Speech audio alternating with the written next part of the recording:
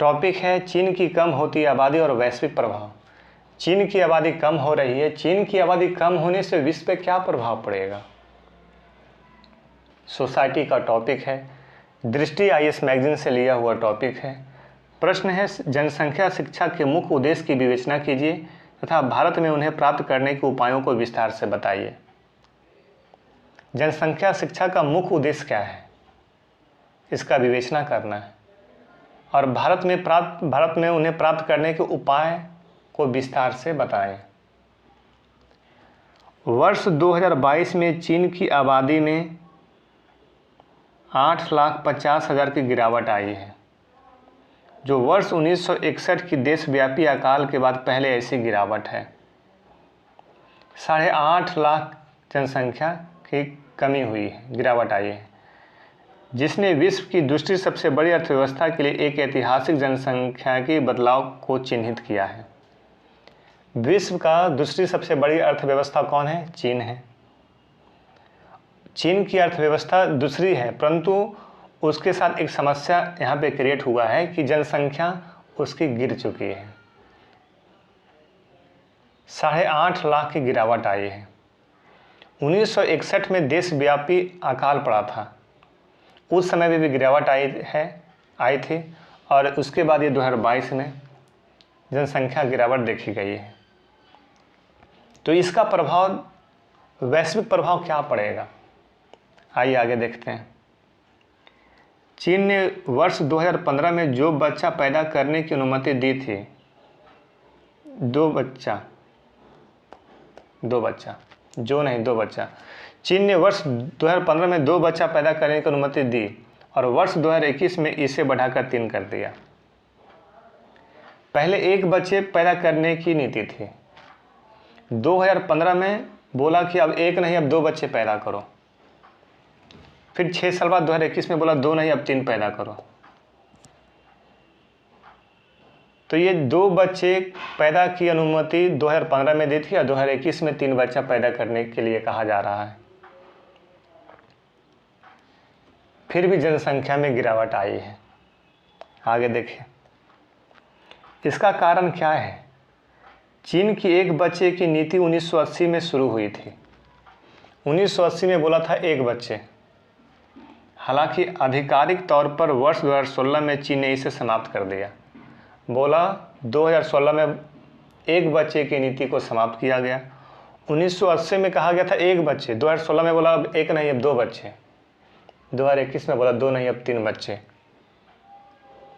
गर्भधारण की उम्र वाली महिलाओं की संख्या में कमी, युवाओं के बीच परिवार एवं शादी की धारणा को लेकर रवैये में बदलाव आया। गर्भधारण के उम्र वाली महिलाओं की संख्या में कमी आई।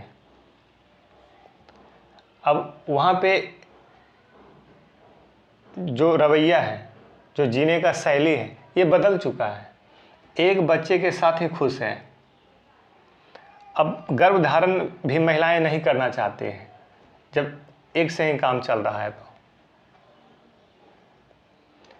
तो ये सारे रवैये में बदलाव आ गया है, लाइफ स्टाइल में चेंजिंग आ गई है और एक बार आदत बन गया है, एक बार वैसा इन्वायरमेंट क्रिएट हो गया है, तो 1 बच्चे से 2 बच्चे पे शिफ्ट करना और 2 से 3 पे शिफ्ट करना ये थोड़ा मुश्किल है। आगे देखिए, बड़े शहरों में रहने व स्वास्थ्य और शिक्षा पर होने वाला खर्च। अब 1 बच्चे हैं तो खर्च भी सीमित होगा, 2 बच्चे 3 बच्चे होंगे खर्च ज़्यादा होगा।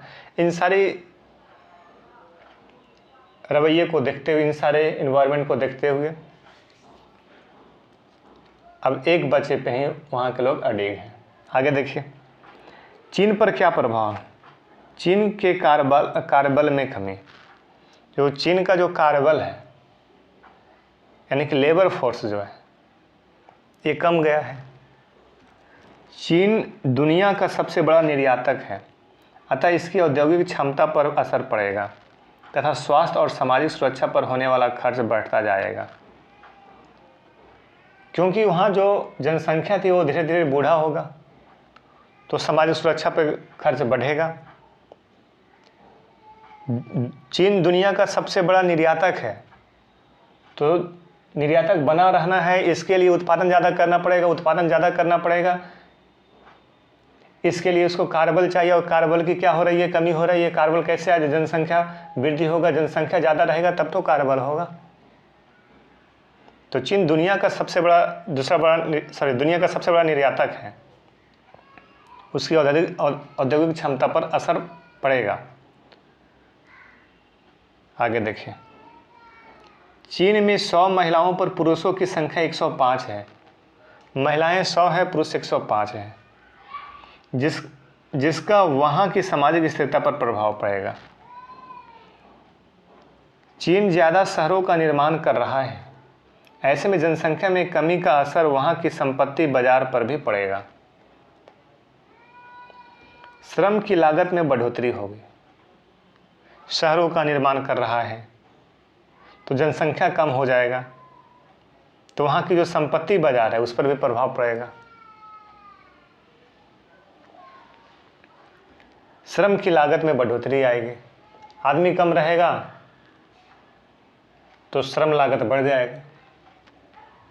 आगे देखिए, इसका विश्व पर क्या प्रभाव पड़ेगा। चीन पर तो देख लिया, और इसका विश्व पर, चीन की जो जनसंख्या कम हो रही है, आबादी कम हो रही है, उसका विश्व पर क्या प्रभाव पड़ेगा।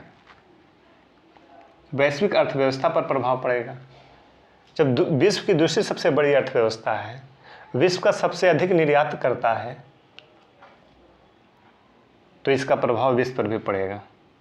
चीन को पछाड़कर भारत सबसे अधिक आबादी वाला देश बना। अब चीन की आबादी कम हुई और भारत की आबादी अधिक हुई, तो विश्व का सबसे अधिक आबादी वाला देश भारत बन चुका है। एक प्रभाव ये दिखाई पड़ रहा है। और अभी तक चीन अपना झंडा, आबादी का भी झंडा, परचम लहराए हुए था, लेकिन अब भारत की आबादी विश्व की प्रथम सबसे अधिक आबादी वाला देश बन चुका है। चीन में बुजुर्गों की आबादी अधिक हो जाएगी, तो ये विश्व पर प्रभाव पड़ेगा। तो ये पॉइंट तो चीन पर प्रभाव में आ जाएगा, लेकिन ये 2 पॉइंट्स आपका विश्व पर प्रभाव है। आयात निर्यात का जो मामला है, वैश्विक अर्थव्यवस्था पर प्रभाव पड़ेगा।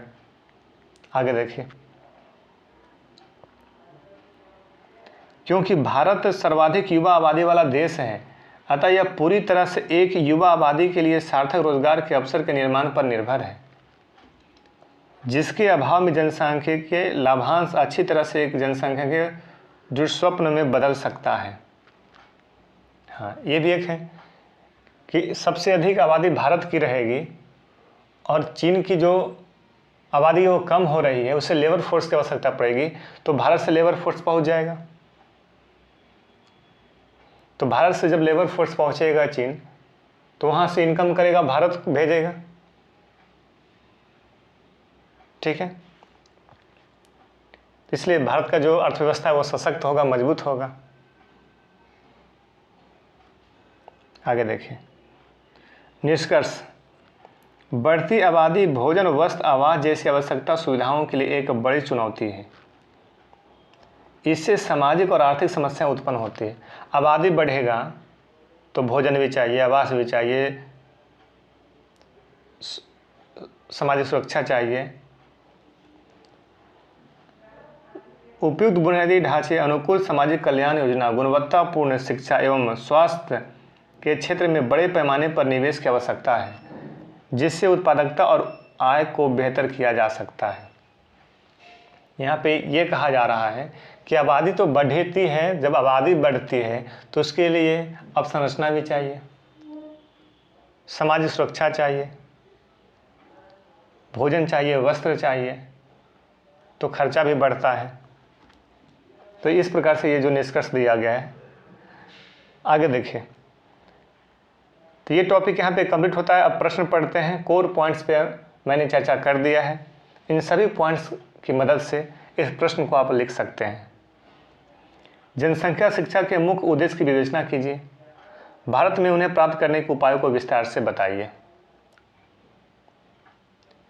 तो जनसंख्या का क्या लाभ है, क्या हानि है, वैश्विक स्थिति में जनसंख्या का प्रवाह कैसे हो रहा है, भारत की जनसंख्या बढ़ रही है, चीन की जनसंख्या कम रही है। भारत कैसे लाभ उठा सकता है